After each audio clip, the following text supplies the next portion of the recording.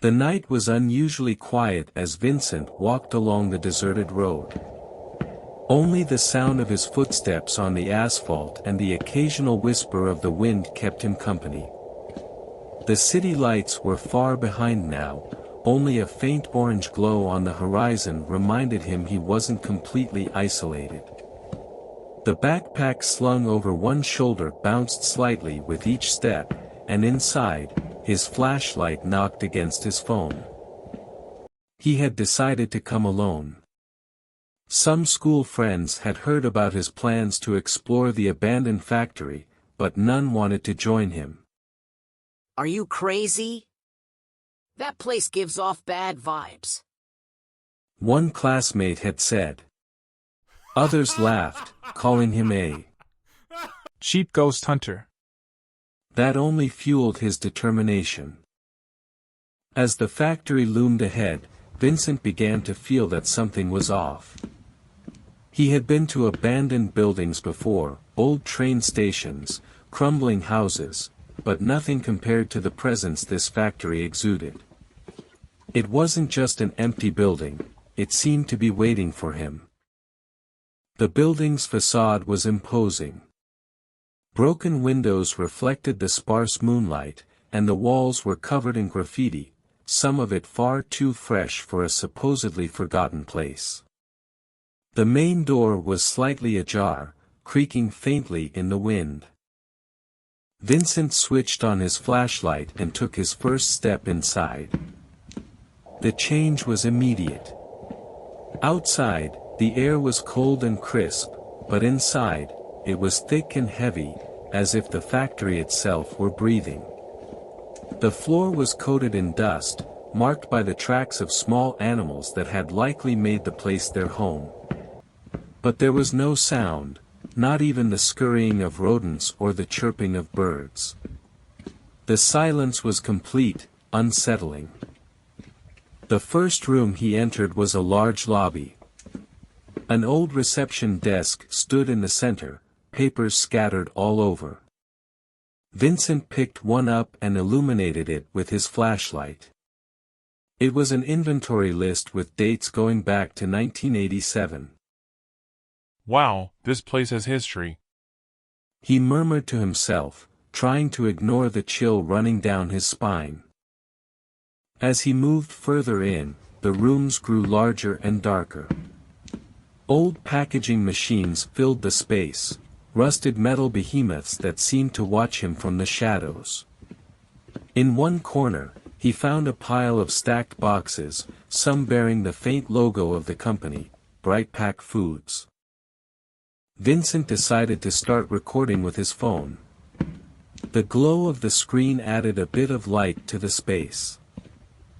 Here we are, he said softly, pointing the camera toward the machines. These things must have cost a fortune back in the day. Strange they left them here, guess it was cheaper than dismantling them. He continued down a long, narrow hallway. On either side, there were small offices with overturned desks and shattered glass. At one point, he noticed something strange, an old coat hanging in the corner of one room. It was covered in dust, but it was impossible to ignore that someone must have left it there. For the first time, Vincent began to feel he wasn't alone. The cold was the first thing he noticed. Not an ordinary cold, but a piercing chill that seemed to seep from the very air, as if something unseen was enveloping him. Vincent rubbed his arms, trying to convince himself it was just the night air. But the factory shouldn't have been this cold inside. He'd been in other abandoned buildings before, and they were always warm, stifling, even. That's when he heard the first sound. A whisper, so soft he almost mistook it for the wind. Vincent. He froze, his heart pounding. Had he imagined that? He swung the flashlight in every direction, aiming into corners and behind the machines, but there was no one there. Hello? He called out, trying to sound confident, though his voice echoed hollowly in the vast space, making him feel even more exposed. There was no reply, but something flickered in his peripheral vision. He turned sharply, only to see shadows. A metallic clatter sounded behind him, as though something small had fallen. This is crazy. He muttered under his breath, trying to steady himself. He took a deep breath and pressed on. The voices became more frequent as he ventured deeper into the factory. Sometimes they were barely whispers, other times, they were clearer, as though someone was speaking just a few meters away. The worst part was that they all said the same thing, his name. Vincent. Vincent. When he reached a vast central room, he stopped.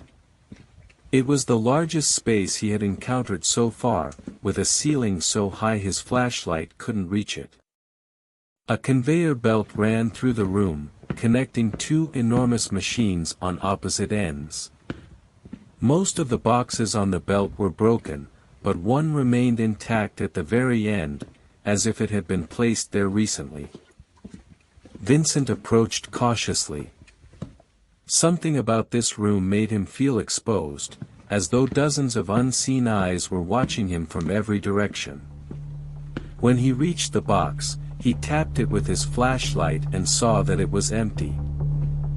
That's when he heard the sound of a machine coming to life.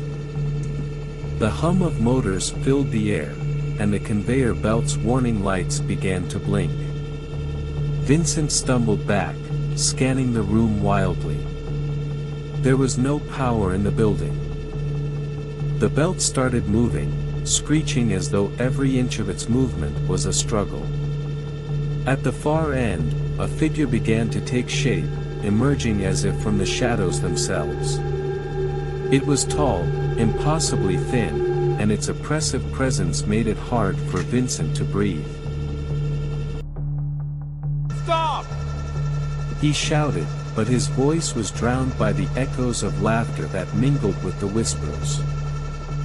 For a moment, Vincent stood frozen, his mind racing. But as the figure grew clearer and the voices louder, he felt an undeniable truth pressing in on him. He couldn't escape. Vincent decided he had had enough. He turned on his heels and began walking toward the exit, but the path seemed longer than he remembered. Every corridor looked the same, every corner identical to the last. This isn't possible. He murmured, his breath quickening. Suddenly, the lights flickered. Vincent froze, his heart pounding. Lights? There was no electricity in the factory. In the distance, he heard the sound of a machine starting up, the hum of a rusted motor that shouldn't be operational. He ran toward the central room, desperate to find an exit, but that was where everything unraveled. The machines began moving on their own, their gears screeching as though alive. The conveyor belt roared into motion, and at the far end of the room, Vincent saw a dark figure waiting for him. It was tall and thin, its face an indistinguishable blur, yet it radiated a presence so terrifying that his blood ran cold. Who are you? Vincent shouted, his voice trembling. But the figure didn't respond. Instead, the voices returned, a deafening chorus that called his name over and over again. Without warning, the fire erupted.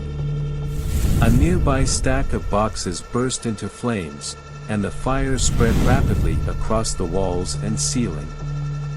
Smoke enveloped the room, stinging his eyes and filling his lungs, while the heat became unbearable. Through the chaos, the figure remained unmoving, its form almost blending with the shadows cast by the flames. Vincent stumbled backward, choking on the thick smoke, but he could still feel the figure's gaze piercing through him. This wasn't just a factory anymore. It was a trap, a labyrinth of shadows and whispers designed to ensnare him. As the flames roared higher and the voices grew louder, Vincent realized one harrowing truth: he wasn't meant to leave.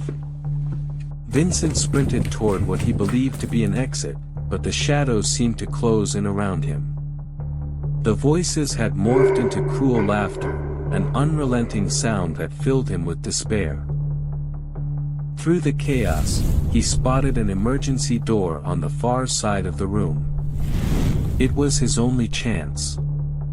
He ran with everything he had, dodging the flames and the machines that seemed to reach for him like living things. As he reached the door, a cold hand gripped his shoulder. He spun around, but no one was there. The voices screamed his name one final time, and then everything went black. The next morning, firefighters found the factory reduced to rubble. Nearby residents claimed to have heard screams during the night, but none had dared to approach. Amid the charred remains, they discovered a partially melted phone. The screen was cracked, but the video recording was still running, though badly distorted. The last visible frame showed a dark figure looming behind Vincent, accompanied by a chilling whisper. Vincent.